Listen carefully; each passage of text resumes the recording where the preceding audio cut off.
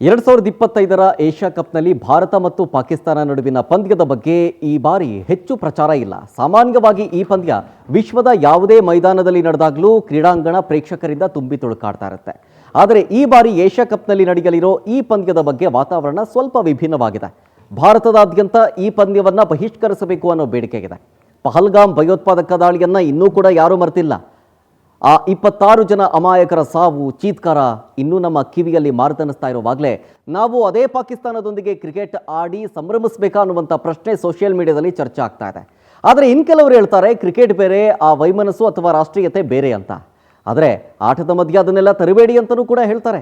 ಆದರೆ ಈ ಪಹಲ್ಗಾಮ್ ದಾಳಿಯಲ್ಲಿ ಬಲಿಯಾದ ಆ ಕುಟುಂಬ ನಮ್ಮ ದೇಶದವರೇ, ಅಂದರೆ ನಮ್ಮ ಕುಟುಂಬದವರು ಅಂತ ಅರ್ಥ. ನಮ್ಮ ಮನೆಯವರ ರಕ್ತದ ಕಲೆ ಇರುವಾಗ ಆ ಕಪಟಿ ರಾಷ್ಟ್ರದೊಂದಿಗೆ ಕೈ ಕುಲುಕಿ ಆಟವಾಡೋದಕ್ಕೆ ನಿಮ್ಮ ಮನಸ್ಸಾದರೂ ಒಪ್ಪಿದ್ದು ಹೆಂಗೆ?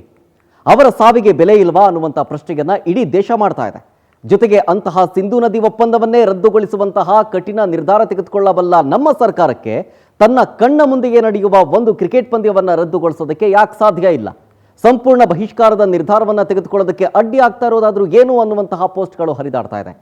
ಆದರೆ ಮ್ಯಾಚ್ ನಡೆಯೋದಂತೂ ಪಕ್ಕಾ ಬಿಡಿ. ಅಟ್ಲೀಸ್ಟ್ ಟೀಮ್ ಇಂಡಿಯಾ ಆಟಗಾರರು ಇದನ್ನ ಒಂದು ಮ್ಯಾಚ್ ಅನ್ನೋದಕ್ಕಿಂತ ಹೆಚ್ಚಾಗಿ ಒಂದು ಯುದ್ಧ ಅಂತಾನೆ ಪರಿಗಣಿಸಿ ಪಾಕಿಸ್ತಾನವನ್ನ ಆ ಆಟದಲ್ಲೂ ಮಣ್ಣು ಮುಗಿಸ್ಲಿ ಅನ್ನೋದೇ ನಮ್ಮೆಲ್ಲರ ಆಶಯ.